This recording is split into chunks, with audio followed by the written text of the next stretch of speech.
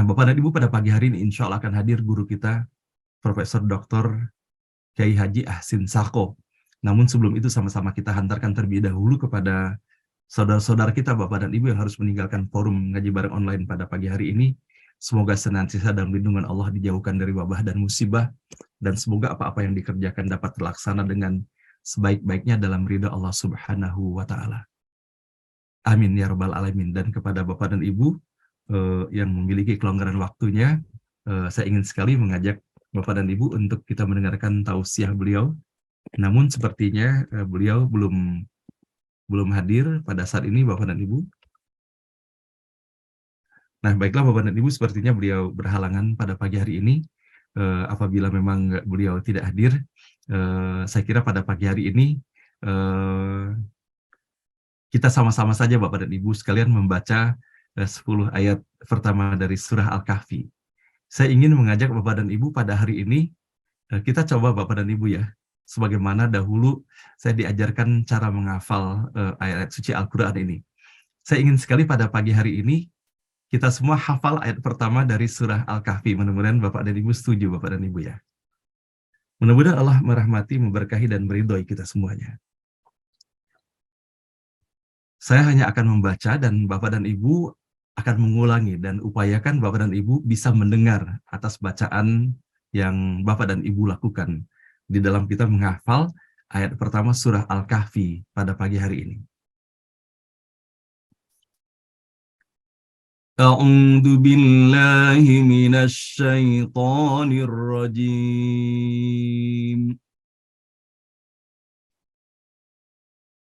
A'udzu billahi minasy syaithanir rajim.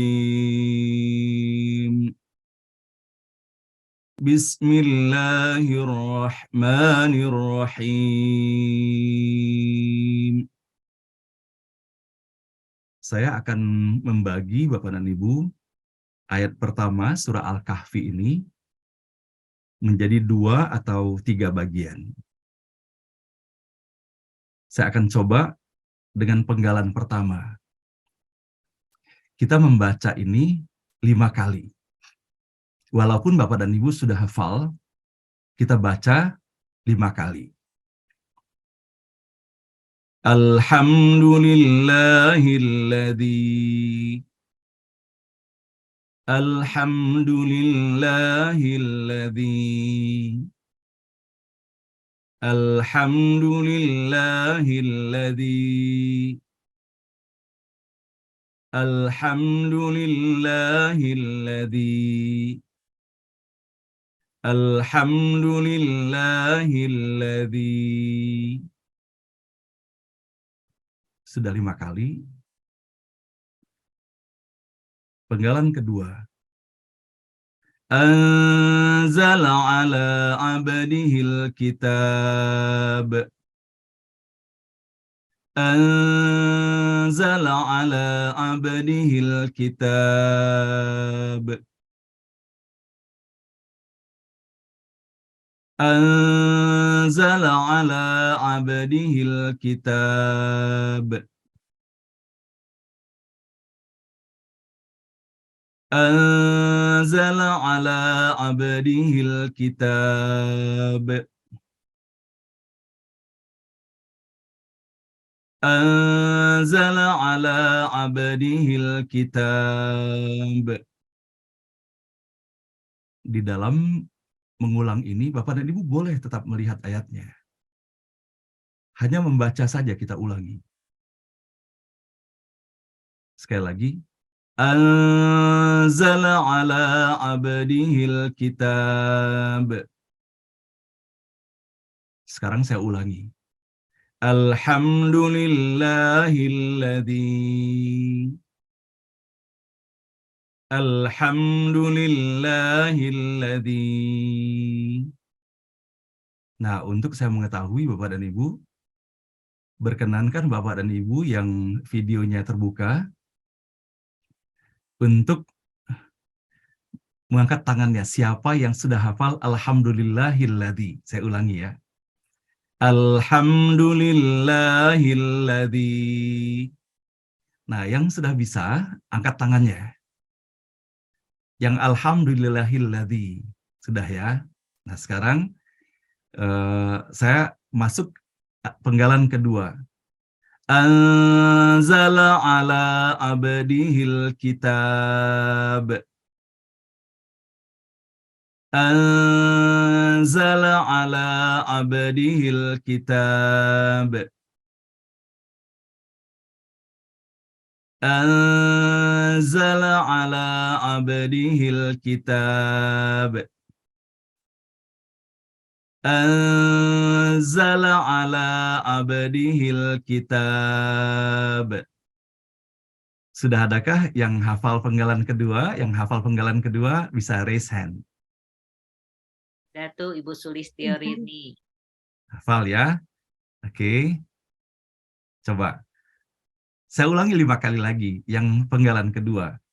Anzala ala abdihil kitab.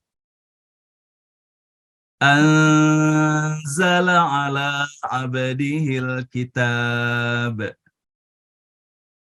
Anzala ala abdihil kitab. Anzala ala abdihil kitab. Ibu Emi sudah hafal penggalan kedua? Oke, coba Ibu Emi baca penggalan kedua.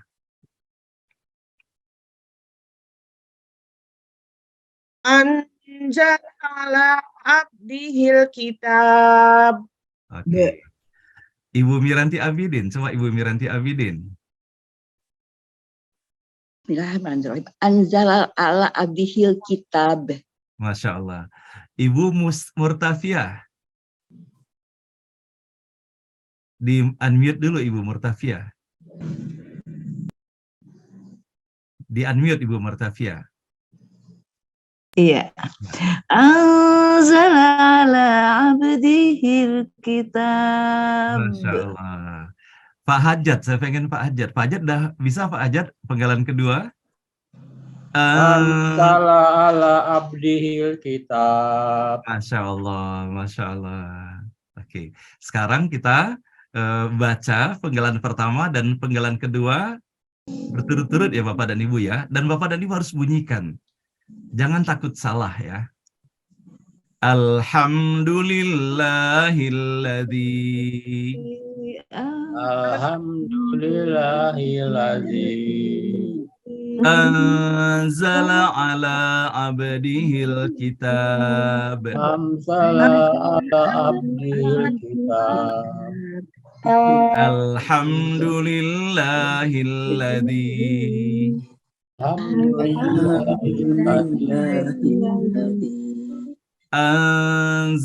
ala abdihil kitab.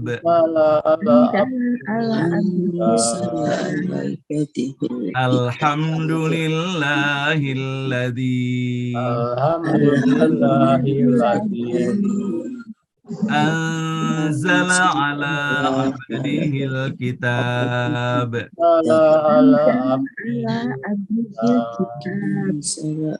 Bapak dan Ibu sadarkah bahwa Allah sayang sama Bapak dan Ibu?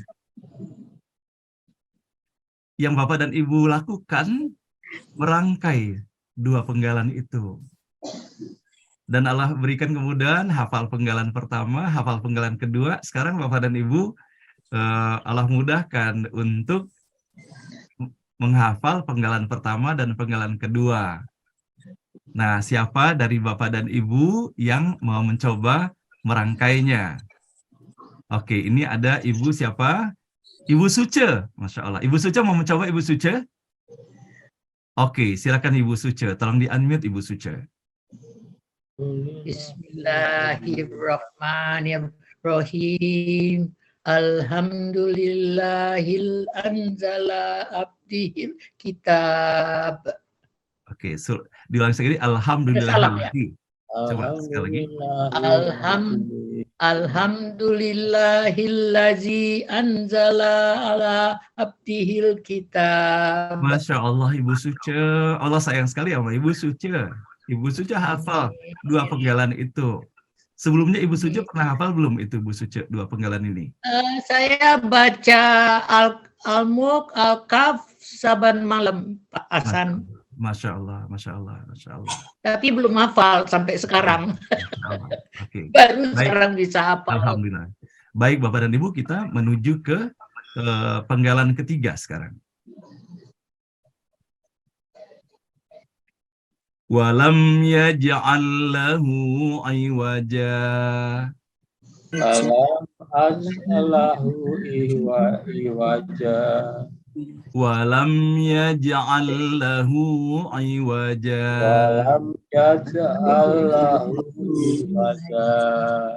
Walam yaj'allahu iwaja. Walam yaj'al lahu iwaja. Walam yaj'al lahu iwaja. Walam yaj'al lahu iwaja. Walam yaj'al lahu iwaja.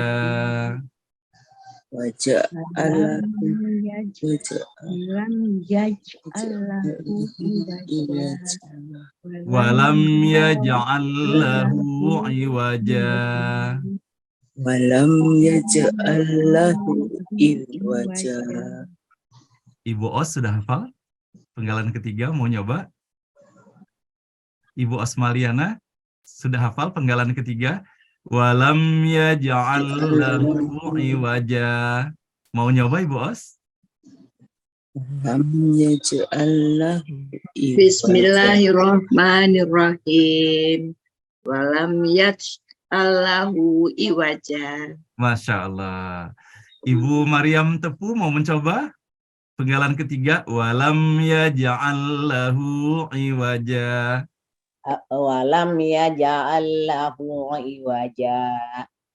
Sekali lagi. Walam yaj'al lahu iwaja. Masya Allah. Opa Jusman, penggalan ketiga hafal Opa Jusman? Opa Jusman, mau nyoba penggalan ketiga? Oke, Bapak dan Ibu. Sekarang raise hand saja. Siapa yang hafal penggalan ketiga? Ibu Ratu hafal, raise hand. Siapa yang ini? Oke, sekarang sekali yang sudah resen Bapak. banyak sekali ya. Oke, baik. Sekarang kita rangkai tiga-tiganya Bapak dan Ibu ya. Bismillah ya. Alhamdulillahilladzi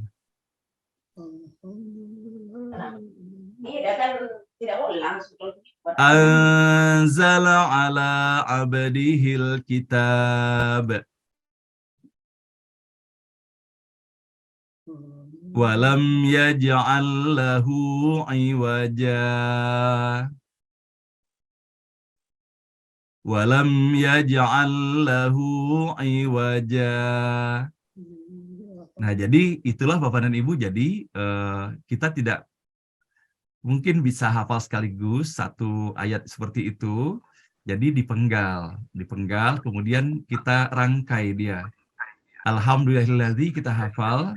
Alhamdulillahilladzi anzala ala abdihil kitab. Setelah penggalan itu betul-betul yakin, rangkai dia. Alhamdulillahilladzi anzala ala abdihil kitab walam yaj'al lahu iwaja.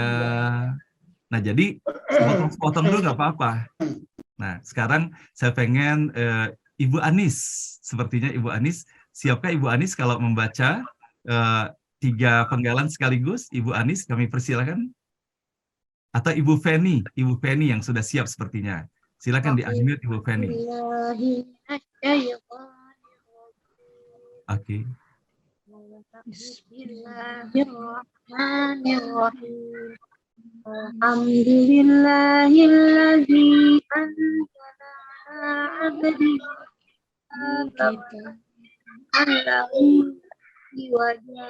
Masya Allah, terima kasih. Oke, sekarang Ibu Feni, coba Ibu Feni. Ibu Feni, tolong di-unmute Bu Feni. Oke, silakan Ibu Feni.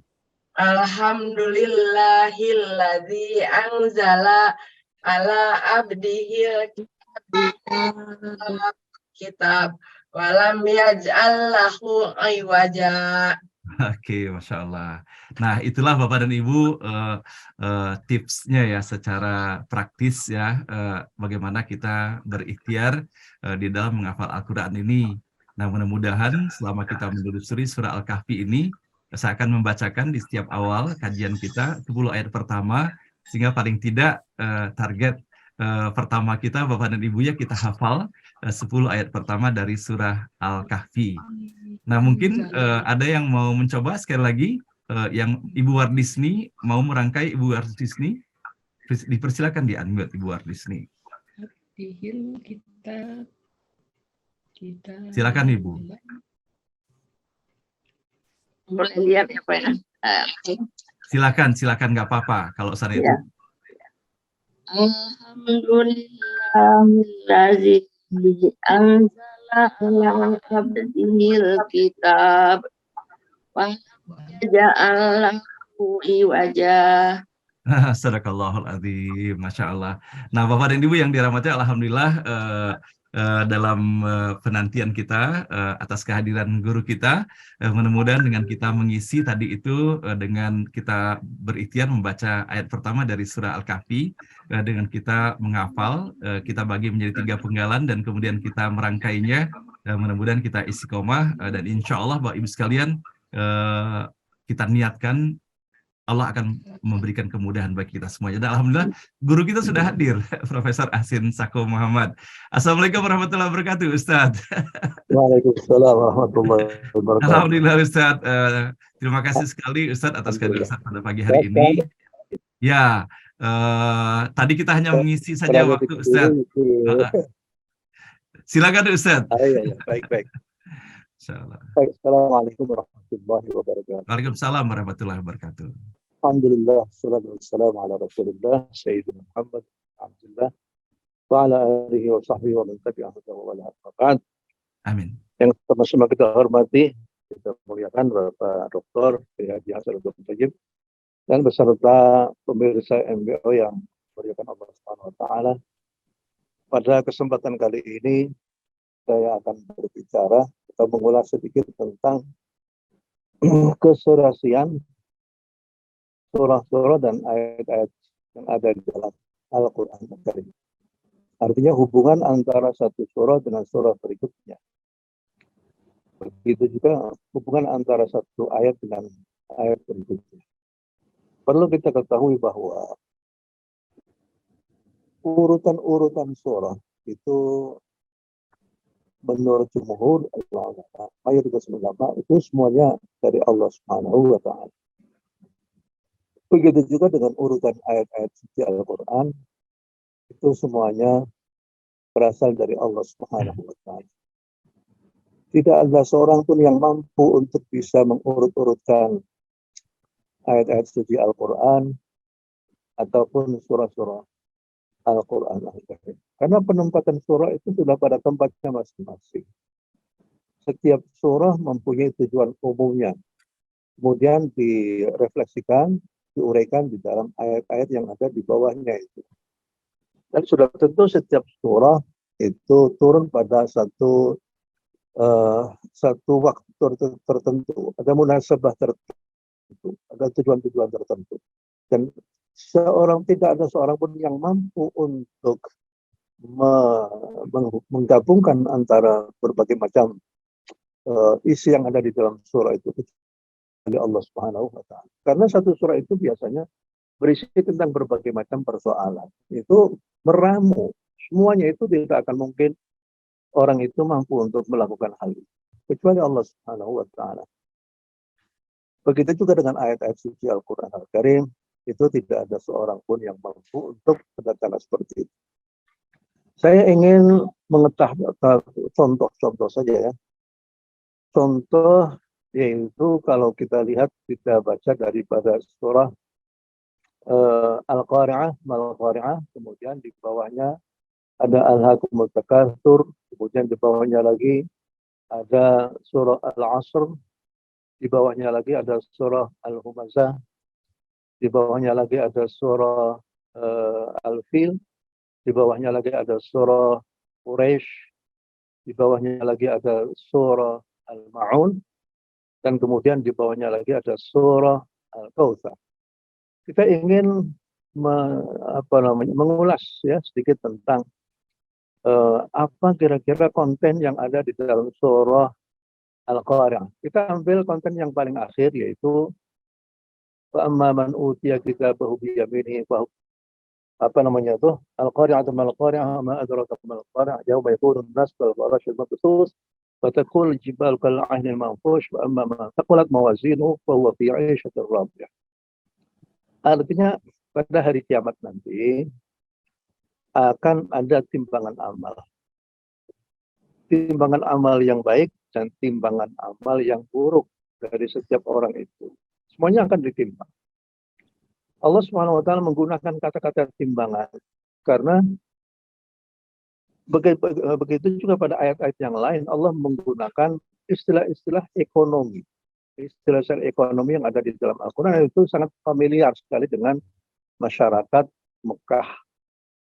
Karena masyarakat Mekah itu adalah masyarakat pedagang. Jadi untuk memahami isi kandungan Al-Quran yang berkaitan dengan persoalan-persoalan yang abstrak, itu akan lebih bisa dipahami kalau seandainya semuanya dihubungkan dengan persoalan ekonomi. Nah begitu juga di sini, di dalam satu ayat yang lain itu tijaratan lan takun. Tijarah itu perdagangan. La bai'un fihi wala khullatu wala syai'. La bai'un, tidak ada perdagangan pada waktu hari kiamat nanti untuk bisa mendapatkan laba yang banyak dari perdagangan itu. Begitu juga pada ayat ini itu adalah amma marud. Masaqulat mawazinuhu mizan, ada kata mikal, bekial, al-mizan timbangan.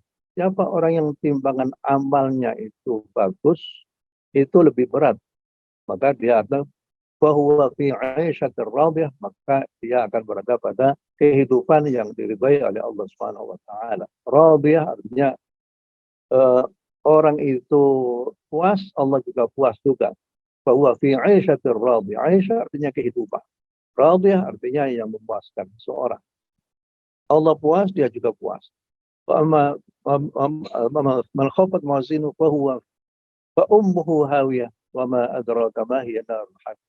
Begitu juga sebaliknya, bagi orang yang timbangan amalnya itu lebih banyak keburukannya, maka dia akan berada pada siksaan Allah Subhanahu wa taala. Sudah ini ya. Kalau kita lihat lagi pada ayat berikutnya, pada surah setelahnya itu adalah berkaitan dengan al-hakumut takatsur. Artinya ini surah at-takatsur. Kenapa orang itu timbangan amalnya itu lebih berat keburukannya? Karena orang itu di dalam kehidupan dunianya itu hanya memikirkan masalah harta, memikirkan masalah uang, memikirkan masalah lain-lain. Begitu juga kalau seandainya kita hubungkan dengan misalnya jabatan, orang mencari jabatan sudah tentu akhir-akhirnya ujung-ujungnya adalah dalam rangka untuk mendapatkan uang. UUD ya, ujung-ujungnya itu duit juga. Makanya di sini al-hakumut takatsur, telah melalaikanmu itu at-takatsur, mencari sesuatu yang banyak, ya saling banyak memperbanyak antara satu dengan yang lain. Tiap hari itu isinya adalah bagaimana agar supaya uangku semakin bertambah. Yang dipikirkan itu cuma itu saja itu. Nah, kalau seandainya dalam kampanye ya at-takatsur itu memperbanyak para konstituennya atau konstituen. Kalau seandainya konstituen semakin banyak, maka sudah tentu mereka akan mendapatkan porsi yang banyak. Kalau porsi yang banyak, maka akan banyak pula orang-orang yang duduk di DPR dan MPR dan lain sebagainya. Pada akhirnya juga kembali muaranya itu adalah untuk mencari uang. Baik, orang hadirkan harta bendanya saja, tidak akan hari akhirat, tidak memikirkan tentang amal yang soleh, dia itu sudah menjengkak daripada harta bendanya, maka ini adalah merupakan salah satu masyarakat atau orang yang akhirnya pada hari kiamatnya itu dia akan mendapatkan raport yang tidak bagus. Al-hakumut takatsur hatta zurtumul maqabir. Di sini orang itu hidupnya itu hanya untuk mencari harta saja. Dan dia lakukan terus-menerus itu sampai dia itu masuk ke liang kubur. Hatta zurtumul maqabir. Sampai kamu itu berziarah. Ya, kata-kata ziarah itu artinya bahwa kuburan itu, orang yang hidup di kuburan itu walaupun ribuan tahun. Ribuan tahun itu hanya sekedar ziarah saja. Numpang lewat saja sebenarnya. Yang kemudian ada lagi proses-proses berikutnya, yaitu di hari kiamat, alam mahsyar, kemudian setelahnya itu alam timbangan. Sebelumnya alam timbangan itu ada syafaat daripada para nabi, para sholihin, para aulia. Dan kemudian setelahnya masih ada lagi jenjang berikutnya ya. Hatta zurtumul maqabir. Nah, ini merupakan satu tanda yang kurang baik manakala orang itu hanya memikirkan harta bendanya. Mestinya orang itu punya orientasi bahwa harta benda itu adalah rezeki dari Allah Subhanahu wa Ta'ala. Dan pada waktu Allah memberikan rezeki kepada seseorang, itu mestinya orang itu berpikir bahwa ini rezeki itu adalah dari Allah Subhanahu wa Ta'ala yang diamarkan oleh Allah Subhanahu wa Ta'ala kepada seseorang. Kalau seandainya harta bendanya itu sudah lebih dari satu nisab, mestinya itu dia harus membayarkan zakatnya diberikan kepada orang fakir miskin. Dan kalau seandainya dia itu mendapatkan rezeki, maka dia harus menimbang-nimbang dari mana dia itu rezeki dia dapatkan. Ya. Kemudian untuk apa rezeki itu dia gunakan. Itu dua itu saja yang akan ditanyakan oleh Allah Subhanahu wa Ta'ala. Dalam satu hadis disebutkan la tazulu qadama 'abdin yaumal qiyamah hatta yus'ala an arba'in. Bahwa pada hari kiamat nanti maka seorang belum akan mengalihkan berjalan lebih lanjut sampai dia itu akan ditanyakan tentang 4 hal. Yang pertama adalah tentang umurnya, guna apa dia gunakan. Berarti artinya umur itu adalah berada di bawah kendali Allah Subhanahu wa Ta'ala. Umur adalah dari Allah. Ini adalah merupakan kesempatan yang bagus untuk melakukan hal-hal yang soleh, memperbanyak amal yang soleh. Tapi kalau seandainya dia gunakan untuk hanya main-main saja, tidak pernah dia itu menabung untuk akhiratnya, maka ini merupakan filsafat yang tidak bagus ya. Kemudian yang kedua adalah tentang ilmunya. Ilmu yang telah dia serap dari mana-mana pun, dari pengajian, dari NBO dan lain sebagainya. Guna apa saja? Apakah ilmu itu hanya untuk gaya-gayaan saja? Apakah ilmu itu hanya untuk pamer-pamer saja? Sudah tentu ini. Dia tidak pernah mengamalkan ilmu-ilmunya itu. Yang ketiga dan keempat itu adalah tentang rezekinya. Rezekinya itu dari mana dia dapatkan dan untuk apa rezekinya itu dia gunakan. Jadi ini adalah merupakan perilaku daripada orang-orang jahiliyah. Masa jahiliyah itu di mana orang itu orang yang hanya memikirkan materi, materialistik, karena dia tidak mempunyai tidak mempunyai jangkauan ke depan. Makanya kalau orang itu hanya berpikir tentang materialis, maka dia tidak mempunyai jangkauan kehidupan masa depan. Dan hal ini terjadi di Eropa, terjadi di mana-mana juga. Akhirnya orang itu berpikir hanya untuk materi, hanya untuk kehidupan yang bersifat fisik itu saja. Oleh karena itu terjadilah kehampaan spiritual. Kehampaan spiritual itu akan membawa seorang itu putus asa. Guna apa dia itu hidup di dunia itu? Kalau hidup hanya untuk materi saja, apa bedanya dengan hewan yang lain? Manusia itu perlu ada spiritual, energi spiritual, sehingga akhirnya dia itu bisa mengerti tentang arti hidup itu sendiri. Kalau dalam Islam itu kan hidup itu jelas semua itu. Dari mana kita berasal, untuk apa kita itu hidupnya, dan kemana kita itu akan berakhir. Nah itu apa namanya? Ini jangkauan kehidupan itu sudah ada semua. Jadi tahapan-tahapan, fase-fase kehidupan itu dalam Islam itu sudah jelas semua sekali.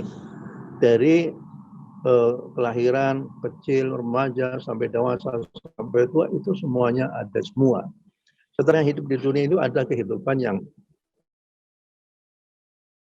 baru, yaitu kehidupan di alam barzakh. Kemudian setelahnya itu ada kehidupan di hari kiamat tadi. Kemudian ada apa namanya itu timbangan amal, kemudian apa namanya as-siratal mustaqim, kemudian apakah ke neraka sudah ya. Hatta zurtum kalla sawfa ta'lamuna thumma kalla sawfa ta'lam. Kata-kata sawfa itu untuk menunjukkan arti yang jauh. Kamu akan mengetahui apa yang bakal terjadi pada diri kamu sekalian. Yaitu setelahnya seorang itu masuk ke alam kubur. Ada di sana ada siksa, ada kenikmatan kubur dan lain sebagainya. Tsumma kalla sawfa ta'lamun, kalla law ta'lamuna ilmal yaqin. Kalau seandainya kamu itu mengetahui dengan ilmu yang yakin, keyakinan yang bisa dipikirkan secara intelektual, ilmu yakin, latarawunnal jahim, kamu pasti akan melihat tentang bagaimana pedihnya neraka jahim. Jadi neraka itu ada sampai 7 macam anaknya. Ada neraka lago, ada neraka jahim, ada neraka jahanam, ada macam-macam ya. Itu macam-macam tuh. Ada neraka yang isinya itu panas sekali. Ada neraka yang isinya dingin sekali dan lain sebagainya ya. Jadi ini Allah Subhanahu wa taala pada ayat ini tentang bagaimana kehidupan orang-orang yang sehari-harinya itu hanya memikirkan masalah materi saja. Dia tidak ingat kepada Allah yang telah memberikan mereka rezeki-rezeki yang mereka dapatkan itu. Kalau ta'lamuna 'ilmal yaqin la tarawun, tsumma la tarawunnaha 'ainal yaqin wa la tus'aluna yawma idzin 'anil na'im. Dan kita tahu ya bahwa keyakinan itu bertingkat-tingkat juga. Ada keyakinan biasa, kemudian 'ilmal yaqin, kemudian 'ainal yaqin, kemudian haqqul yaqin. Haqqul yaqin wasabbih bismi rabbikal azim, artinya sudah betul-betul melihat di depan mata kepala itu sendiri. Seperti orang sekarang yakin akan adanya Ka'bah. Kalau masih belum, dia ke sana masih dalam tatanan yakin. Kemudian dia itu melihat dari jauh kok ada Ka'bah. Itu sudah ainal yakin dengan melihat kepala sendiri. Kemudian pada waktu dia itu mencoba mendekati Ka'bah, kemudian dia menempelkan tangannya di Ka'bah, baru itu menggunakan hakul yakin. Di sini sudah ainal yakin. Nanti pada satu saat pada akhirnya akan mendapatkan hakul yakin pada akhirnya. Baiklah. Setelahnya itu kalau kita lihat di dalam surah Wal Asri, ini adalah tawaran dari Allah Subhanahu wa taala untuk mengimbangi orang zaman jahiliyah yang hidupnya hanya berkutat pada masalah harta benda saja. Allah berfirman, "Wal 'asri innal insana lafi khusr illa alladziina aamanu wa 'amilus shalihati wa tawassaw bil haqqi wa tawassaw bis sabr." Wal 'asri, demi masa. Allah Subhanahu wa taala bersumpah dengan waktu. Dan itu pada ayat-ayat yang lain, pada surat yang lain, waktunya itu macam-macam. Ada wal 'asri, demi waktu asar, atau demi masa. Wal laili, demi waktu malam. Wan nahari, demi waktu siang. Wal duha, demi waktu duha. Wal fajri, demi waktu fajar. Itu Allah Subhanahu wa taala itu bersumpah dengan semua waktu. Karena semuanya itu penting. Makanya Allah tidak akan bersumpah kecuali dengan sesuatu yang sangat penting sekali untuk bisa ditafakuri, tadabburi oleh setiap kaum muslimin, bagaimana menggunakan waktu duha, bagaimana menggunakan waktu malam, bagaimana menggunakan waktu siang dan sore dan lain sebagainya.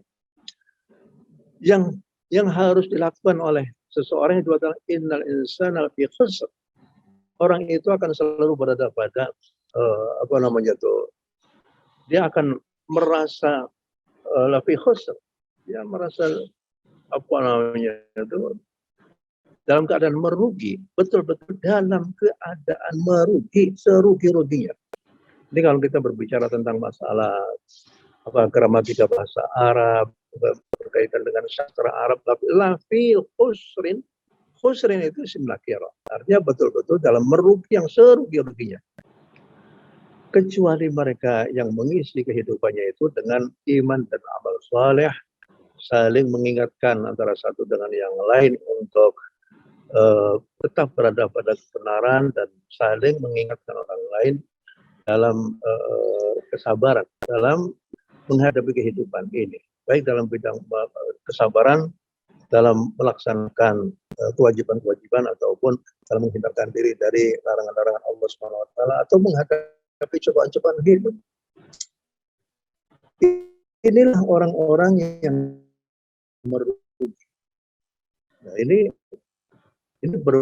berbalik orang pada waktu zaman jahiliyah. Lah sekarang kalau seandainya punya anak, memperbanyak anak gimana tuh? Ya boleh-boleh saja. Yang penting anak itu adalah titipan Allah. Manakala orang itu bisa melaksanakan amanahnya itu dengan sebaik-baiknya sudah bagus. Mencari pengikut di dalam kampanye bagus-bagus saja. Kalau seandainya tujuannya adalah untuk bisa menjadikan negara ini menjadi bagus, adil, sentosa dan lain sebagainya. Baik, kemudian setelahnya itu wal 'asr innal insana fi khusr illa alladziina aamanu wa 'amilus shalihat. Shalihat itu amal saleh itu baik berupa yang bersifat kesalehan yang individual ataupun kesalehan yang berbau sosial ya. Baik, setelahnya wal 'asr innal insan, kemudian berikutnya adalah wailul likulli humazatil lumazah alladzi jama'a malan. Kembali lagi jama'a malan. Jadi celakalah bagi orang-orang yang selalu mengumpat dan orang yang memaki-maki orang lain. Dia itu lisannya itu hanya untuk mengumpat orang lain. Jadilah kalau seandainya orang kalau sudah orientasinya itu orientasi materi, maka tidak berlebihan apabila orang itu kalau seandainya dia bersetegang dengan orang lain, maka yang muncul itu adalah umpatan-umpatan yang tidak bagus, yang tidak beretika, ya. Karena apa? Karena hatinya penuh dengan duniawiyat saja itu. Sehingga akhirnya hatinya itu menjadi kotor, apa yang keluar dari lidahnya itu semuanya adalah perkataan kotor. Wailul likulli humazatin alladzi jama'a mal. Artinya orang yang selalu mengumpulkan harta bendanya saja. Wa'adadah dan menghitung-hitung tiap hari, hitung lagi, pakai komputer lagi, sudah berapa dan lain sebagainya. Ya baik, orang itu boleh saja menghitung harta bendanya, asal yang penting di waktunya sholat ya sholat. Ya, yang penting kewajiban dia tunaikan semua nggak apa-apa. Tapi kalau seandainya dia itu hanya memikirkan masalah duniawi saja tanpa memikirkan kewajiban-kewajiban agamanya, maka ini adalah pertanda bahwa dia itu orang-orang yang baik, orang yang celaka. Baiklah. Kemudian setelahnya itu kita lihat pada surah Al-Fil ya. Surah Al-Fil itu alam taro kaifa fa'ala rabbuka kaifa rabbuka ashabil fil alam yaj'al kaidahum fi tadlil wa arsala 'alaihim tayran ababil tarmihim bihajaratin min sijil faja'alahum ka'asfin ma'kul. Ini adalah merupakan kerakusan daripada Raja Abroha. Raja Abroha yang telah membuat Ka'bah di Yaman. Jangan namanya Ulaisun. Ka'bahnya dengan emas. Pokoknya sangat indah sekali dengan tujuan agar supaya orang-orang Arab itu mereka sholatnya itu menghadap ke Ulais, yaitu Ka'bahnya Abroha. Abroha itu dari Ethiopia. Abroha itu adalah Ethiopia. Datang menuju ke Yaman, yang karena apa? Karena dahulu ada seorang yang bernama Zunuwas Al-Himyari, yaitu seorang raja yang sangat zalim kepada rakyatnya, minta kepada mereka rakyatnya untuk menyembah musyrik billah subhanahu wa ta'ala. Akhirnya mereka yang tidak ikut, mereka akhirnya harus dimasukkan ke dalam api ya. Jadi ceritanya panjang, tapi yang penting itulah Jadi Raja Abraha itu ingin ya rakus kekuasaan, dan ujung-ujungnya juga kecintaan kepada harta benda. Kemudian setelahnya itu Raja Abraha tidak bisa menghancurkan Ka'bah, dan akhirnya Raja Abraha itu beserta pasukan gajahnya itu diluluh lantakan oleh Tayran Ababil dari langit, yang akhirnya pokoknya mereka itu disahkan oleh Allah Subhanahu Wa Taala melalui Tayran. Kembali saya mengingatkan lagi bahwa apa yang ada di dunia ini semuanya bisa dikendalikan oleh Allah. Semuanya bisa dikendalikan oleh Allah. Angin yang berhembus kalau dikendalikan oleh Allah, kemudian bisa untuk menghancur luluh lantahkan kaum-kaum yang terdahulu seperti apa? Seperti kaum 'Ad. Itu luluh lantahkan oleh angin. Begitu juga burung yang kalau setiap hari kita melihat burung itu rasanya senang sekali. Itu bisa menjadi apa? Cara Allah untuk menghabiskan satu kaum yang mereka itu berani kepada Allah Subhanahu Wa Taala. Baik. Kemudian kalau seandainya kita lihat tentang ayat berikutnya atau surah berikutnya adalah li'ila fi Quraisyin ila fi syita'i wa shaif. Para mufassir mengatakan bahwa antara surah Al-Fil dengan surah Quraisy, bukan Al-Quraisy ya, surah Fil dengan surah Quraisy itu sebenarnya seakan-akan satu surah. Karena pada penghujung surah Al-Fil dengan permulaan surah Quraisy itu seakan-akan padu gitu. Kenapa Allah Subhanahu Wa Taala itu menghancurkan tentara Abraha, yaitu pasukan bergajah, agar supaya kebiasaan orang Quraisy untuk berdagang pada setiap musim panas itu menuju ke Syam, kalau musim dingin itu menuju ke Yaman, agar supaya perdagangan orang Quraisy yang mereka biasa untuk melakukan hal itu bisa terus terjadi, bisa terus berlangsung. Tapi coba kalau seandainya Ka'bah itu dihancurkan oleh tentara Abraha, maka apa yang didapatkan oleh Quraisy? Orang datang menuju ke Mekah, menuju ke Ka'bah itu dengan membawa dagangan, ya, dengan membawa dagangan. Jadilah Mekah itu menjadi tempat untuk berdagang. Bisa berdagang, mereka itu juga ada Ka'bah. Ka'bah itu sangat dihormati oleh orang Quraisy. Walaupun sebelum Islam itu orang-orang Quraisy itu sangat menghormati Ka'bah. Seperti ada daya magnet spiritualnya yang luar biasa yang menyebabkan banyak orang-orang Quraisy, orang-orang yang datang dari mana-mana datang menuju ke Mekah untuk beribadah dengan cara masa itu. Dengan cara masa itu, ya. Sehingga dengan demikian pandangan mereka terhadap Ka'bah itu demikian mensucikan, ya. Suci gitu. Makanya pada waktu sebelumnya Nabi Muhammad, Ka'bah pernah dibangun oleh orang Quraisy. Kemudian pada waktu dibangun itu mereka hati-hati betul jangan sampai memasukkan di dalam pembangunan Ka'bah itu adalah dari rezeki yang haram. Luar biasa ya. Jadi mereka masih mempunyai mempunyai hati nuraninya. Mereka tidak mau untuk memasukkan di dalam membangun Ka'bah itu dari rezeki yang haram. Makanya pada waktu mereka membangun, rezekinya masih kurang. Sehingga akhirnya dikurangi. Nah, Ka'bah yang ada sekarang ini, ada Hajar Ismail. Hajar Ismail dulunya mestinya itu adalah tempat kenyak Ka'bah pada waktu zaman Nabi Ibrahim. Tapi karena kekurangan nafkah, kekurangan biaya, maka mereka itu mengurangi beberapa meter, sehingga baiklah. Jadi perlu kita ketahui. Jadi perlu saya kemukakan di sini adalah bahwa Ka'bah itu mempunyai habitat spiritual bagi masyarakat Mekah ataupun di luar Mekah menuju ke Mekah, dan patung-patung berhala-berhala di samping Ka'bah itu dalam rangka untuk mendapatkan barokah daripada Ka'bah itu sendiri.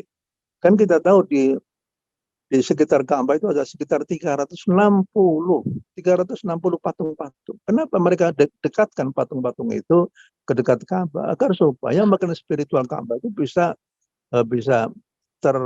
mereka mendapatkan, ya, mendapatkan siraman apa begitu dari Ka'bah Al-Musyarrafah itu. Baik ya. Jadi dahulu itu orang-orang Mekah, orang-orang Quraisy di Mekah, mereka kalau sudah tidak ada orang berjamaah umroh atau haji begitu, mereka kelaparan. Pernah terjadi kelaparan. Sehingga kalau seandainya sudah tidak ada lagi supply ekonomi dari manapun juga, maka banyak ibu-ibu itu membawa serta anak-anak kecilnya menuju ke dekat Ka'bah dan mereka membuat kemah di situ. Agar supaya kalau seandainya ada orang membawa makanan, maka diberikan kepada mereka, kepada anak-anak mereka itu. Ya sudah. Akhirnya banyak di antara anak-anak itu mati, meninggal di pinggiran Ka'bah itu karena kekurangan makanan. Suplai ekonomi sudah nggak ada lagi. Nah, kemudian salah satu di antara datuknya Nabi Muhammad SAW, Abdul Manaf, itu setelahnya melihat fenomena yang semacam itu, maka tergeraklah hatinya untuk melakukan sesuatu terobosan. Bagaimana agar supaya masyarakat Mekah itu tidak terjadi seperti ini, tidak menemukan satu kejadian yang semacam ini. Makanya Abdul Manaf itu menghimbau kepada penduduk Mekah, ayo kita harus melakukan sesuatu. Melakukan sesuatu, kita harus berniaga keluar dari Mekah itu. Jangan di Mekah saja itu. Kalau di Mekah saja, maka rezekinya akan terbatas. Di Mekah itu akan tidak ada tidak ada pertanian, tidak ada apa-apa. Maka kita harus melakukan langkah-langkah yang konstruktif ya. Salah satu di antaranya, ayo kita keluar dari sini, dari Mekah menuju ke Syam ataupun menuju ke Yaman. Kalau di Syam, di sana masih bagus, masih banyak sekali tanaman-tanaman, masih kacang-kacangan juga banyak sekali di sana. Oleh karena itu, pada saat itulah terjadi satu perubahan sosial ekonomi yang sangat berarti bagi bagi masyarakat Mekah pada saat itu. Mulailah pada saat itu masyarakat Mekah menjual apa yang ada di Mekah, yaitu dari kulit-kulit binatang yang mereka sembelih, apakah dalam rangka untuk Ka'bah dipersembahkan kepada berhala-berhala mereka ataupun yang lain-lainnya. Yang penting kulitnya orang Mekah itu termasuk kulit yang bagus, karena panas begitu ya. Terus cara menyembelihnya juga bagus juga, sehingga akhirnya banyak digemari oleh orang-orang Yaman, digemari juga oleh orang Syam, orang Irak di sana itu. Maka mulailah mereka itu mengumpulkan kulit-kulit dan mereka berniaga menuju ke Syam. Kalau musim panas itu menuju ke Syam. Kalau musim dingin itu adalah menuju ke Yaman. Memang kalau di Syam, misalnya di Irak atau di Syria itu, kalau musim dingin ya ada salju. Orang Arab nggak tahan. Mulailah mereka itu berniaga dengan membawa dari Mekah menuju ke Syam, menuju ke Yaman itu dengan membawa serta banyak sekali kulit-kulit binatang, apakah sapi ataupun kambing-kambing ya. Siti Khadijah juga begitu, juga yang lain, sahabat Utsman, Abdullah bin Zubair, para pedagang-pedagang besar itu mereka. Dan sudah tentu kalau mereka berdagang harus menggunakan banyak sekali ratusan onta. Kalau seandainya membawanya cuma 10 atau 20 saja, maka habis untuk bensinnya. Maka itu akan habis. Laba yang mereka dapatkan habis. Karena apa? Untuk menjelajah negeri yang sangat jauh itu membutuhkan biaya. Maka harus ratusan. Lalu mulailah terjadi apa? Jadi itulah hubungan antara bagaimana surah Al-Fil dengan surah Quraisy. Baiklah. Di dalam surah Quraisy itu ada alladzi at'amahum min ju' falyabudu rabb hadzal. Kalau seandainya setelahnya Allah Subhanahu wa taala membebaskan orang Mekah dari serbuan tentara gajah dari Abraha, maka hendaklah mereka bersyukur kepada Allah Subhanahu wa taala. Falyabudu rabb hadzal bait alladzi at'amahum min ju'. Hendaklah mereka itu menyembah ya. Yang mempunyai bait ini siapa? Yang punya bait adalah Allah Subhanahu wa taala. Ya. Maka harus bersyukur melalui apa? Melalui ibadah-ibadah ritual. Paling ya'budu rabb hadzal bait alladzi at'amahum min ju'. Di sini dia. At'amahum min ju'. Zat yang telah memberikan mereka itu makanan-makanan untuk menghindari dari kelaparan-kelaparan. Al-ju' itu, Pak Hasan, ini merupakan satu keadaan yang sangat tidak menginginkan. Pak Kiai Hasan pernah nggak merasakan kelaparan yang sangat? Pernah nggak? Saya kira belum pernah ya. Alhamdulillah Ustaz. Alhamdulillah, coba rasakan. Kalau seandainya pada satu saat tidak menemukan makanan dalam beberapa jam aja sudah luar biasa, nggak bisa tidur. Luar biasa, tidak bisa tidur. Ya, jadi alladzi at'amahum min ju'. Min ju' ini adalah merupakan apa namanya itu kelaparan, itu adalah merupakan satu petaka ya, petaka bagi seseorang karena sudah nggak ada lagi apa namanya karbohidrat apa sudah ya tinggal mati aja lah kalau begitu. Kalau seandainya orang itu dalam keadaan kelaparan yang luar biasa, itu dia diberikan emas ataupun roti, dia akan memilih roti. Ini Allah umum. Oleh karena itu Nabi doa Nabi salah satu di antara Allahumma inni a'udzubika minal ju'i fa innahu bi'sal dhaji'. Allah, aku meminta perlindungan kepadamu ya Allah dari kelaparan. Jadi jangan sampai kita lapar. Kalau berpuasa nggak apa-apa, itu kelaparannya berpuasa berbeda dengan kelaparan yang tidak ada makanan dan minuman. Alladzi at'amahum min ju' wa amanahum min khauf, dan bisa menjadikan orang itu terbebas dari ketakutan. Jadi dua hal ini harus kita syukuri bersama. Kalau tiap hari kita itu masih menumbuhkan makan pagi harinya sampai sore harinya, kemudian dalam keadaan tentram, tidak ada gangguan apa-apa, tidak stres, tidak apa, amanah min khauf itu merupakan salah satu kenikmatan yang luar biasa sekali. Oleh karena itu Nabi pernah berkata, man asbaha aminan fi sirbihi, ya, mu'afan fi jasadihi, wa 'indahu qutu yaumihi wa lailatihi, faqad hizat lahu dunya bihadzafirha. Barang siapa yang masuk pagi dalam keadaan sehat walafiat, dalam keadaan aman dan sentosa, tidak ada intimidasi dari siapapun juga, tidak ada ketakutan apa juga. Kemudian pada hari itu dia masih mendapatkan, masih ada makanan yang bisa dia makan untuk hari itu sampai malam harinya. Ya. Amin anda qutu yaumihi wa lailatihi. Dia mempunyai makanan yang bisa mencukupi untuk hari itu sampai malamnya, maka qad hizat lahu dunya, seakan-akan seluruh dunia itu dia milik dia. Luar biasa kan? Jadi oleh karena itu kita perlu berdoa kepada Allah dengan zikir-zikir asbahal mulku lillah alhamdulillah ila nusyur dan sebagainya, itu perlu kita angkat. Lah sudah, itu yang berkaitan dengan alif lam alladzi at'amahum min ju' wa amanahum min khauf. Kita kemudian sekarang kita masuk kepada surah Al-Ma'un. Apa hubungannya surah Quraisy dengan Al-Ma'un? Kalau di dalam surah Quraisy itu Allah Subhanahu wa taala yang memberikan makan, ya, dan menenangkan hati seseorang itu. Pada surah Al-Ma'un di situ ada kesesuaian, yaitu orang-orang yang tidak mau memberikan makanan kepada orang lain, bahkan sampai menghimbau orang lain untuk memberikan makan saja tidak mau. Maka di dalamnya ara'aital ladzi yukadzibu biddin,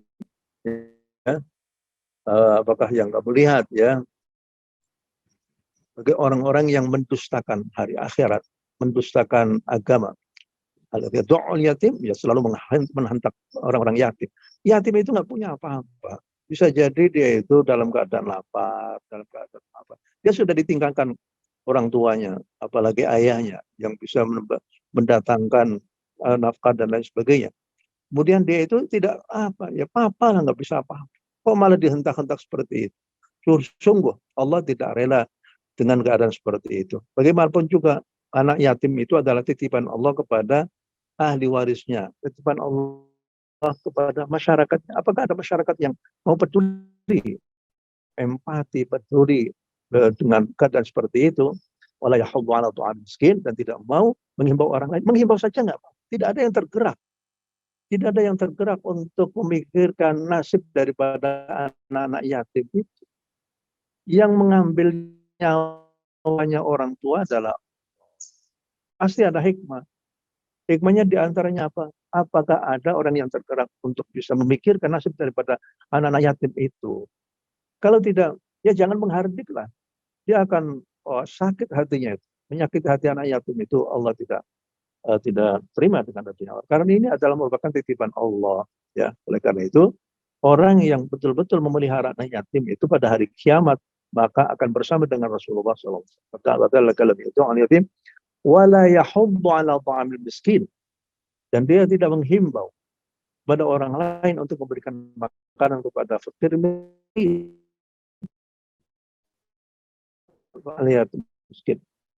Ya, jadi dari ayat ini dulu waktu itu menghimbau Al-Fani bersama juga dengan Rasyid Ridha itu mestinya wala yahuddu 'ala ta'amil miskin ini adalah perlu diculkan panti-panti anak yatim.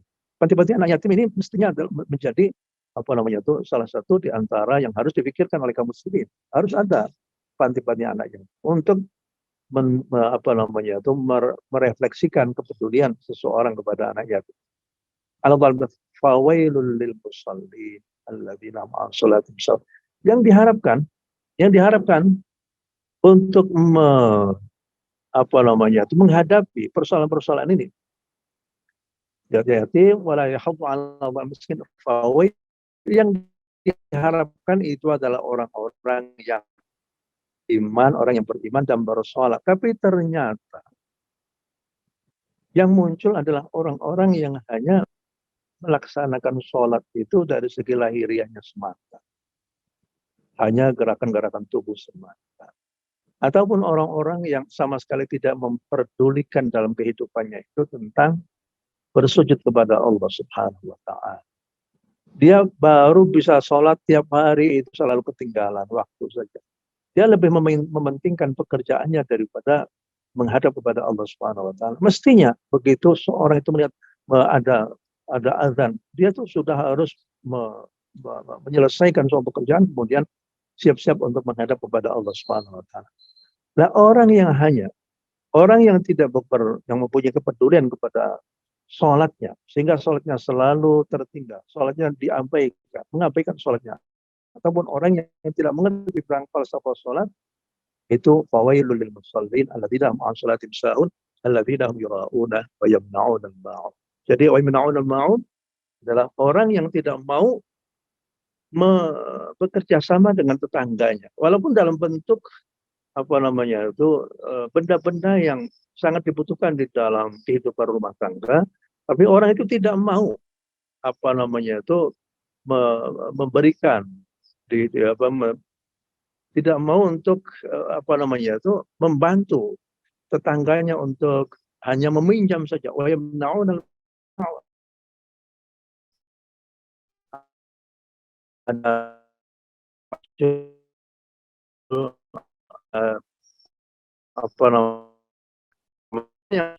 Apakah rumah tangga itu?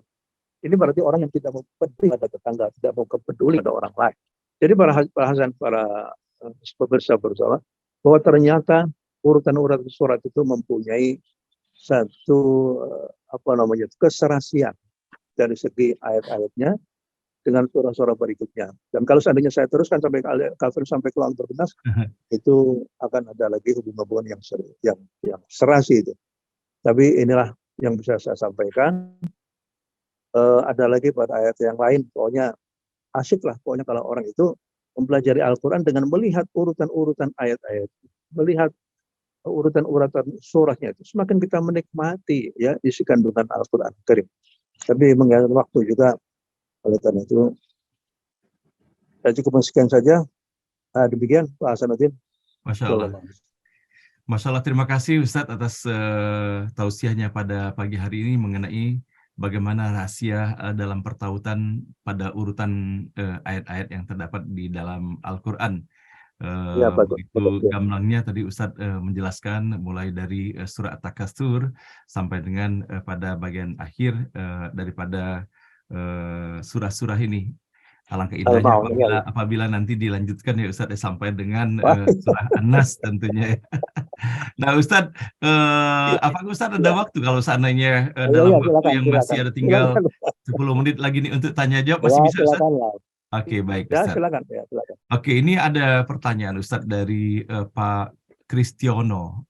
Beliau menyampaikan, Ustadz, sampai sejauh mana Ustadz menyikapi mengenai pengertian orang menumpuk harta dalam pengertian dengan orang mengumpulkan harta. Dikarenakan kita tahu bahwa harta itu sendiri kan sangat kita perlukan ya Ustadz ya di dalam melaksanakan kehidupan ini. Termasuk kita kan tidak banyak sekali dengan keberadaan harta itu kita bisa berbuat kebaikan ya, infak, sedekah, dan kepedulian kita kepada masyarakat. Jadi apa yang membedakannya antara orang yang menumpuk harta dengan orang yang mengumpulkan harta untuk kebaikan itu, Ustadz?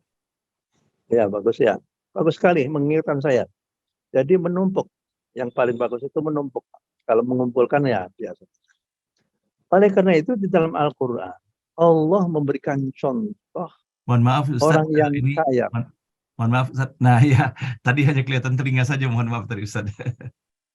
Oh ya. Ya, silakan Ustaz. Ya, orang yang menumpuk-numpuk. Jadi itu yang paling enak itu menumpuk ya. Seperti apa yang detail. Jadi kalau mengumpulkan itu boleh sebenarnya sih. Allah memberikan contoh di dalam Al-Quran itu para nabi-nabinya, nabi yang kaya raya, yaitu Nabi Sulaiman. Bahkan Nabi Sulaiman itu mempunyai keinginan yang bagi hadirin. Ya Allah, berikanlah aku yaitu satu kerajaan. Coba meminta jabatan sebagai raja, nggak apa? Karena tujuannya itu adalah untuk izzatul Islam wal Muslim, untuk agar supaya gelora daripada agama Allah Subhanahu Wa Taala itu bisa. Itu sebagai syarat contoh ya. Hebatnya Al-Quran itu memberikan contoh yang macam-macam itu, Hasan. Ada nabi yang fakir seperti Nabi Ayub. Jadi orang yang terbaik ya, terbaik karena kesabarannya. Ada nabi yang sangat kaya raya.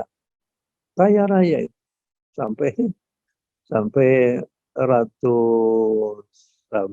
Balqis datang menuju ke Palestina ingin menghadiahkan itu, sudah aku lebih kaya daripada kekayaan. Bagus ya. Karena apa? Siapa itu Nabi Sulaiman?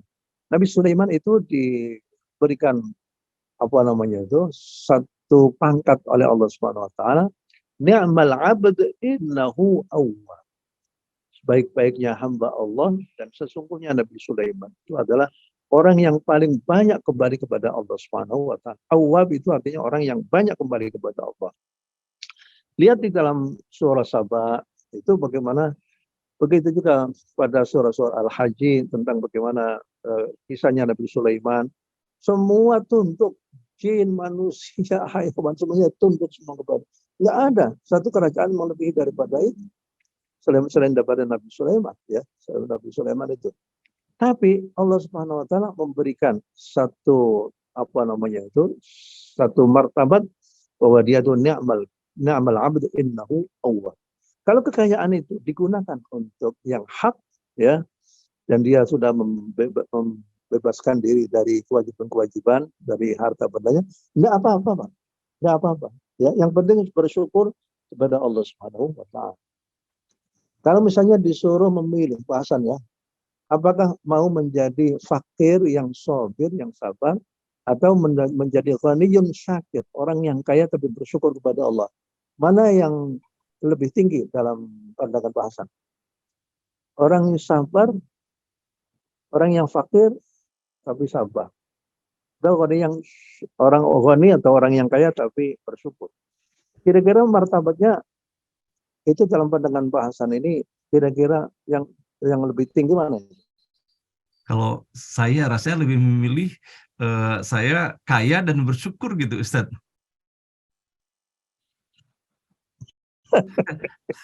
Semua ingin begitu. Bagus, bagus. Tidak. Ya, Dengan kaya itu kita bisa. bisa berbuat banyak. Kita ingin hasanah fid dunya dan hasanah fil akhirah. Itu bagaimana kita bisa menciptakan surga di dunia, surga di akhirat, bagus itu. Ya, bisa memberikan beasiswa, memberikan masjid, membantu pesantren dan lain sebagainya. Jadi jawaban saya terhadap apa ya tadi, bahwa sangat boleh sekali. Bahkan kadang-kala kita harus kaya itu. Karena kalau tidak kaya, kita bagaimana kita bisa menghadapi berbagai tantangan sekarang ini ya. Asal yang penting orang itu jangan terjerumus ke dalam ketamakan ataupun dalam dia itu tidak mau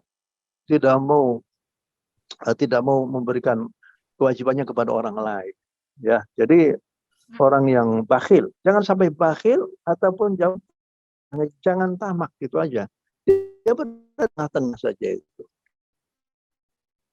Dia syukur, dia mungkin berlain, dan dia tidak ingin ingat kepada kewajiban-kewajibannya atau larangan-larangan Allah. Baik, demikian Pak. Baik, terima kasih Ustadz atas uraian yang disampaikan pada pagi hari ini. Ya. Dan baiklah Bapak dan Ibu yang berbahagia, ini ada 2 agenda nih Ustadz. Yang pertama, Prof. Safwan Hadi, Ustadz beliau sudah sejak tanggal 22 kemarin pada Hari Ibu menyiapkan puisinya Ustadz. Jadi mohon izin untuk dibacakan pada pagi hari ini Ustadz. Dan kepada Prof. Safwan Hadi, seorang ilmuwan. Kami persilakan Prof. Safwan. Assalamualaikum warahmatullahi wabarakatuh. Waalaikumsalam, Prof. Assalamualaikum Pak Ustadz Aksin. Waalaikumsalam. Jumpa lagi kita pada hari ini. Terima kasih tausiahnya. Ya. Terima kasih Pak Sam atas waktu yang diberikan. Saya menulis puisi tentang ibu atau bunda itu sebenarnya 2 tahun yang lalu pada saat tanggal 20 Desember 2020. Tapi ada baiknya dibacakan kembali pada hari ini, mengingat kita baru saja melewati hari Ibu tanggal 22 Desember yang lalu. Sudah kenangan saya tentang Ibu. Ibu adalah seorang yang pendiam, berbeda dengan ayah yang banyak bicara dan ceria. Di kontras yang ada di keluarga kami. Kami semuanya ada 10 orang, dan saya anak tertua, 5 laki-laki dan 5 perempuan. Tapi sekarang ada 8 orang yang meninggal dunia. Puisi ini saya tulis untuk mengenang ibu yang penuh kasih dan sabar dalam mendidik anak-anaknya, termasuk saya sendiri. Karena ini sangat emosional bagi saya. Saya tulis itu tidak terasa mata ini meleleh menuliskannya karena mengenang ibu. Jadi pada pagi hari ini, saya minta Bu Susi untuk membacakan untuk kita semua. Semoga Bu Susi dapat menjadi wakil saya dalam baca puisi ini, karena ada juga pesan-pesan ibu yang disampaikan kepada saya pada waktu itu. Jadi saya mohon Bu Susi untuk membacakan puisi itu untuk kita semua. Terima kasih. Assalamualaikum warahmatullahi wabarakatuh. Baik, Prof. Terima kasih atas kesempatan yang diberikannya.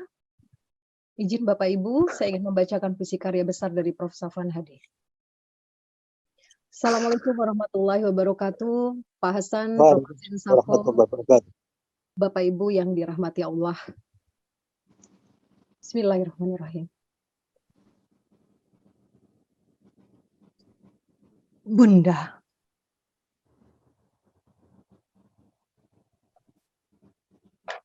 waktu telah menunjukkan pukul 3.30 dini hari. Hening, sendiri di malam sepi. Bulir-bulir bening yang hangat menetes perlahan membasahi pipi saat mengingat Bunda tercinta.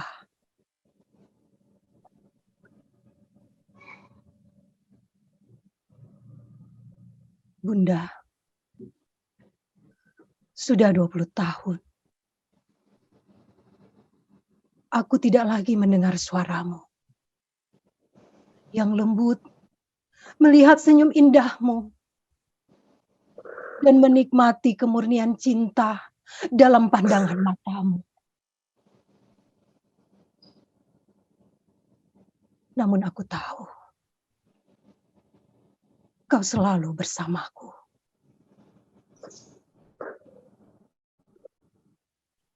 Dalam keseharianmu, kau tidak banyak bicara pada anak-anakmu.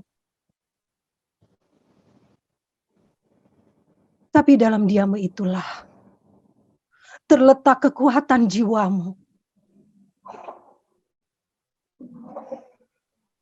Diammu memancarkan cintamu yang tulus kepada anak-anakmu.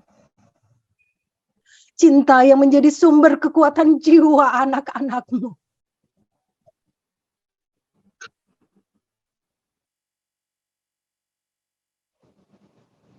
Bicaramu yang sedikit, kau ganti dengan senyummu yang indah. Dan kesabaran yang tak kenal lelah meladeni kebutuhan 10 orang anak-anakmu. Dalam diam, bahasa tubuhmu adalah ungkapan bahasa rahasia. Bahasa itu mewujud dalam keberhasilan anak-anakmu tercinta.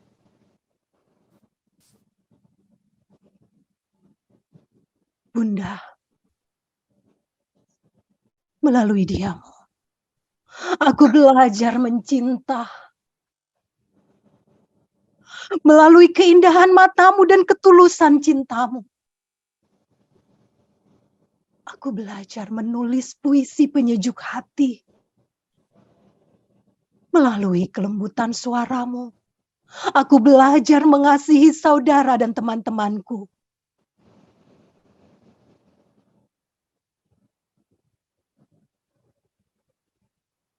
Melalui senyummu, aku belajar meringankan kepedihan hati orang lain.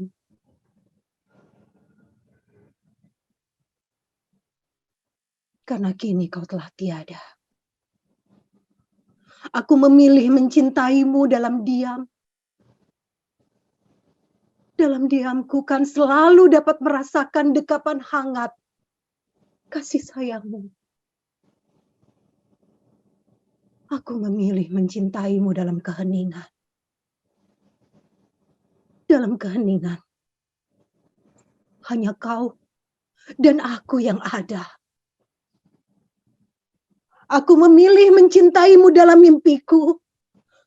Dalam mimpi, suaramu nan lembut dan senyum tulusmu takkan pernah sirna.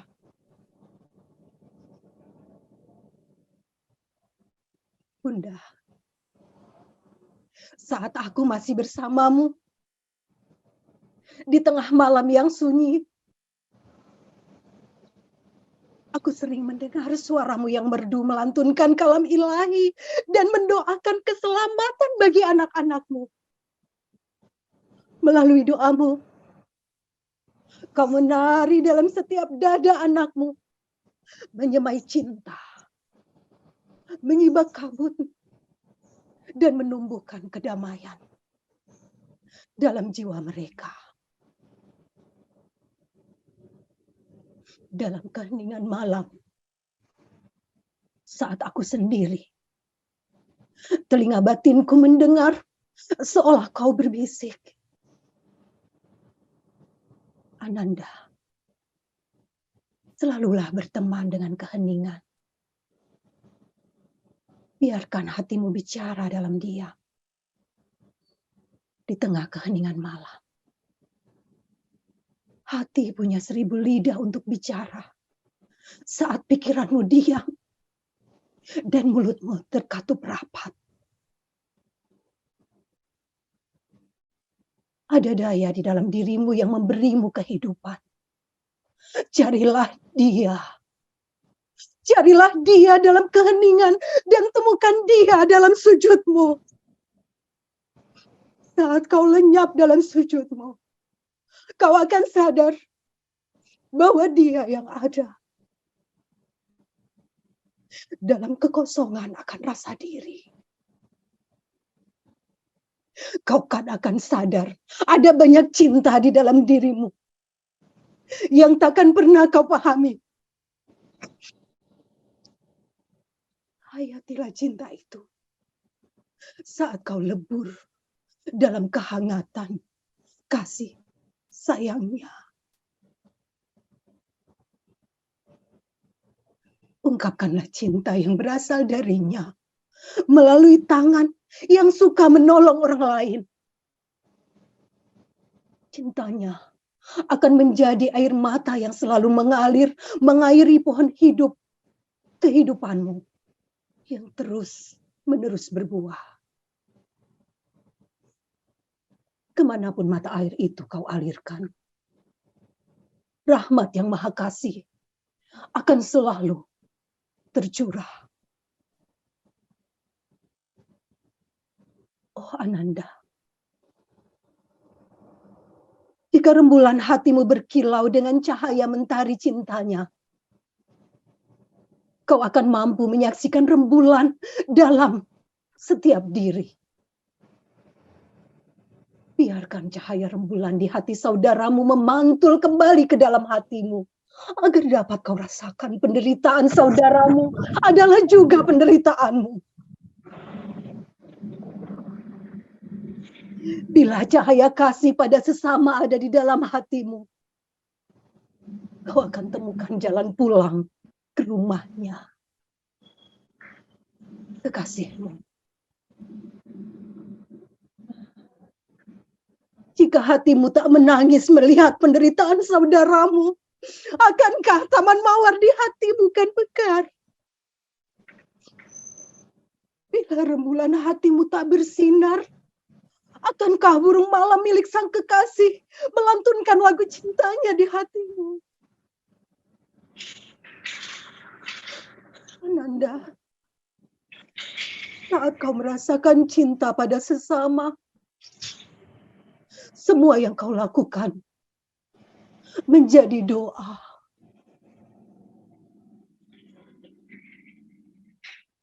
Nyalakan pelita cinta di hatimu. Kobarkan kasih kepada sesama.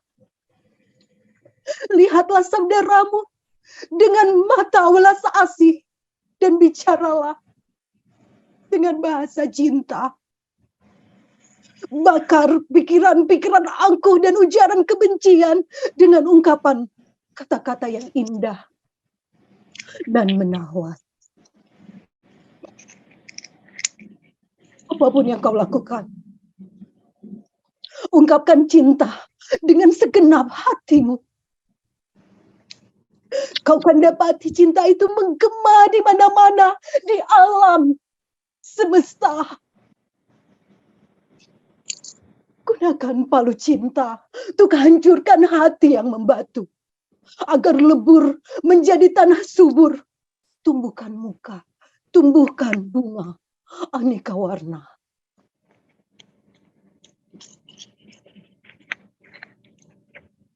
Oh Ananda, biarkan Bunda mengajarimu merajut cinta. Ajari kau bersyukur yang akan membawamu ke rumah yang tercinta. Kau lahir dari cinta, Ananda. Alasan kau ada di dunia ini untuk mengungkapkan dan menebar cinta ke seluruh alam semesta. Saat cinta telah bersemi di hati, kemanapun kau menghadap, disitulah wajah Allah, kekasihmu. Selamat Hari Ibu, Bandung, 22 Desember 2020. Safwan Hadi. Referensi Quran Surat 2 ayat 118. Masya Allah. Luar biasa. Masya Allah. Masya Allah, terima kasih Prof. Safwan dan Ibu Susi bertebaran talenta di forum ini ya. Bagaimana perpaduan antara puisi yang begitu panjangnya namun syarat maknanya dan dibacakan dengan apiknya oleh Ibu Susi pada pagi hari ini, sehingga mudah-mudahan pesan yang tersirat dan tersurat di dalam puisi ini dapat mengena di dalam diri dan sanubari kita semuanya, dan dapat memperkuat lagi makna dan syukur atas keberadaan ibu dan ayah kita di dalam kehidupan ini yang merupakan perwakilan dari Allah Subhanahu wa Ta'ala dalam menghantarkan kita dalam kehidupan di alam dunia ini. Dan sama-sama kita bacakan Al-Fatihah untuk ibu dan ayah kita semuanya. Al-Fatihah. A'udzubillahi minasyaitonirrajim. Bismillahirrahmanirrahim. Alhamdulillahirabbil alamin. Ar-Rahmanir-Rahim. Maliki yaumiddin. Iyyaka na'budu wa iyyaka nasta'in. Ihdinas siratal mustaqim. Shiratal ladzina an'amta 'alaihim ghairil maghdubi 'alaihim waladdallin. Amin. Amin ya rabbal alamin. Terima kasih Prof. Safwan dan Ibu Susi yang telah mengantarkan perpaduan puisi yang sangat indah untuk kita semuanya pada pagi hari ini. Nah, baiklah Bapak dan Ibu yang dirahmati Allah, tanpa terasa hari telah menunjukkan jam 8:10 saat ini. Kita akan berikan kesempatan kepada Profesor Dr. Suaradi. Kepada beliau kami persilakan. Terima kasih Pak Hasanuddin. Ya, siap Prof.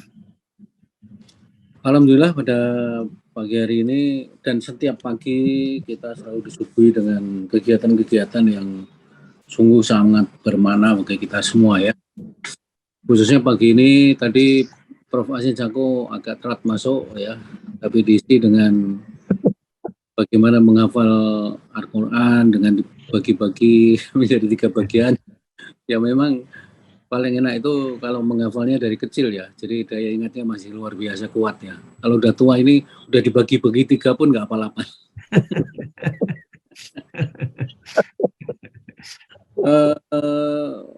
Pertama-tama saya ingin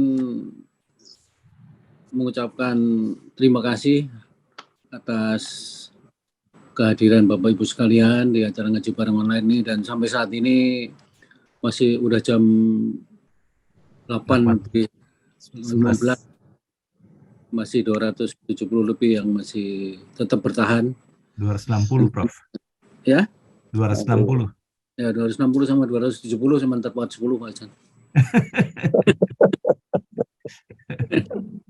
Kan pakai an itu bisa kurang bisa. Jadi pertama-tama atas nama teman-teman NBO yang semuanya Pak Hasan, ada yang sempat menulis di dalam chatting, ada yang mungkin langsung, tapi semua jamaah mendoakan atas keberhasilan, kalaupun jadi nanti dipasang ring, tapi semua saya kira mendoakan kateter saja mungkin cukup untuk menunjukkan bahwa sumbatannya tidak perlu dipasang ring. Itu mudah-mudahan ya. Tapi kalau seandainya sampai dipasang ring, ya nggak usah khawatir Pak Hasan, karena pasang ring itu untuk kebaikan kesehatan Pak Hasan di masa depan yang sangat-sangat kita butuhkan oleh teman-teman NBO. Amin. Jadi saya kemarin menulis dari seorang senior yang sudah pasang 3 ring. Nah, masih segar bugar. Alhamdulillah. Sudah pasang 3 ring. Kemudian walaupun Pak Hasin Sako tadi telat masuk, tetapi apa yang disampaikan ini menggetarkan ya, karena mengkaitkan antar hikmah satu ayat dengan ayat yang kita baca sehari-hari. Tapi kadang-kadang kita membaca itu asal baca ya. Hati-hati. Jadi dengan apa yang disampaikan Pak Hasin Sako tadi, insya Allah kita semakin bisa menghayati dan menghubungkan antara satu ayat yang kita baca dengan ayat yang lain. Luar biasa Prof. Hasin Sako. Jadi ya tentu kalau semua surah akan dibahas perlu waktu berkali-kali, dan saya kira nggak apa-apa berkali-kali Prof. Hasin Sako menjelaskan keterkaitan satu dengan ayat yang lain. Alhamdulillah habis itu diisi dengan pertanyaan Pak Kristiono tadi yang sangat menggelitik ya. Karena Pak Hasin Sako menekankan kelihatannya pentingnya akhirat daripada dunia yang hanya mengumpulkan harta. Pak Kristiono kemudian mempertanyakan, kalau nggak mengumpulkan harta, itu kekuatan kita di mana? Karena waktu kemerdekaan itu saya lihat kekayaan Indonesia itu masih dimiliki oleh bangsa Indonesia, rakyat Indonesia. 80%-nya, 20% yang dimiliki oleh 3% penduduk warga negara keturunan. Sekarang karena kita selalu ditekankan untuk tidak perlu mengumpulkan harta, 70-80% kekayaan aset nasional itu dikuasai oleh hanya 3% penduduk warga negara keturunan. Nah kalau begini terus, lama-lama kita tinggal 10% kali. Nah, ini dari jawaban Pak Hasan Sako bagus sekali. Cuman kadang-kadang saya berpikir sudah agak terlambat. Karena memang penguasaan aset yang luar biasa ini menyebabkan kita jadi tidak menjadi orang yang merdeka, tapi dijajah sebenarnya oleh penduduk kita sendiri, warga negara kita sendiri yang berkesempatan untuk menumpuk harta kalau itu tadi Pak, bukan mengumpulkan harta. Ini saya juga ada istilah baru antara mengumpulkan dan menumpuk harta. Yang terakhir ditutup dengan puisi yang begitu luar biasa indahnya. Saya yakin terutama ibu-ibu itu banyak yang menangis mendengarkan Ibu Susi dengan penuh penghayatan membacakan puisi Pak Subhanadi walaupun ditulis tahun 2020, tapi itu dibacakan kapanpun itu selalu mengena. Pak Subhanadi memang luar biasa dan saya menjadi lebih menyadari kemampuan menulis puisi Pak Subhanadi itu memang terlahir dari lingkungan yang penuh canda. Pak Subhanadi itu hidupnya dengan istrinya itu bercanda terus, mengasihkan gitu sebagai keluarganya. Dan betapa mengenang ibundanya dengan luar biasa karena menghidupi anak yang 10 orang dan semuanya berhasil. Saya bandingkan dengan Ibu Nur Hayati kemarin yang ibunya juga mengasuh 8 anak waktu ditinggal bapaknya. Umur 41 tahun sudah ditinggal bapaknya dengan 8 anak, tapi semuanya jadi 6 orang PhD dan 1 orang Bu Nur Hayati jadi konglomerat yang luar biasa. Jadi betapa banyak hikmah-hikmah yang kita bisa petik setiap hari dari kegiatan ngaji bareng online ini. Jadi Bapak Ibu sekalian yang masih bertahan tidak rugi bertahan sampai detik ini ya, karena kita mendengarkan berbagai macam baik tausiah maupun pandangan-pandangan maupun puisi yang sangat indah dan Bu Susi membawakannya dengan penuh perasaan luar biasa. Bu Fadrun yang pembaca puisi dan penulis puisi pun sampai ngacungin jempol ke Bu Susi. Juaranya baca puisi Bu Susi, juaranya membuat puisi Pak Subhanadi. Wah ini udah saling melengkapi di antara kita di NBO ini. Jadi mohon maaf saya agak komentarnya agak panjang dikit ya. Udah tanggung. Udah jam 8 lebih. Jadi sekalian aja gitu. Tetap dipanjangkan. Jadi saya kira demikian. Terima kasih Prof. Hasan Sako atas uraian sangat indah tadi. Pak Subhanadi. Terima kasih Pak. Selamat atas puisinya yang luar biasa. Terima kasih Pak Subhanadi. Bu yang sangat lucu dan saya selama 2 jam di rumahnya Pak Subhanadi nggak kerasa ya, sampai disuguhi makan sholat bersama yang sangat ini ya, indah banget Pak Subhanadi. Terima kasih banyak Pak Subhanadi.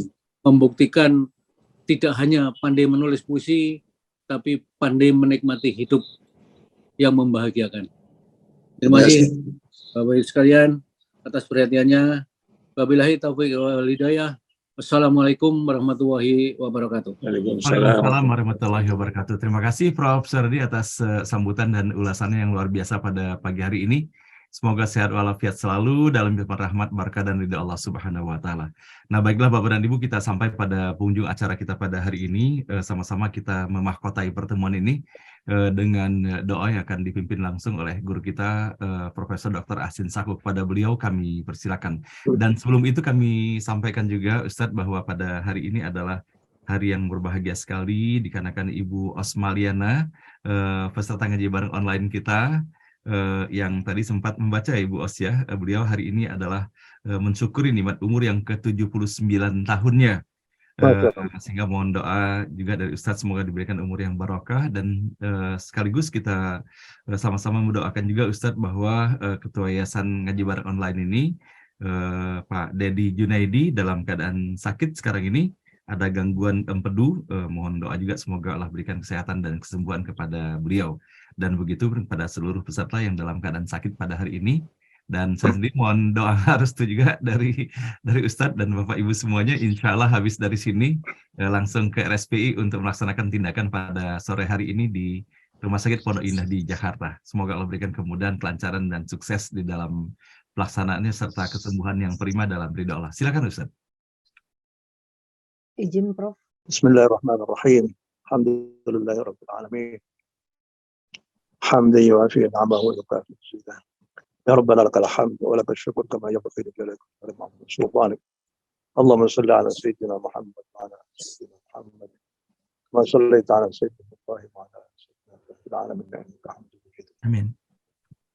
Ya Allah, ya Tuhan kami, Engkau adalah Rabbul Alamin.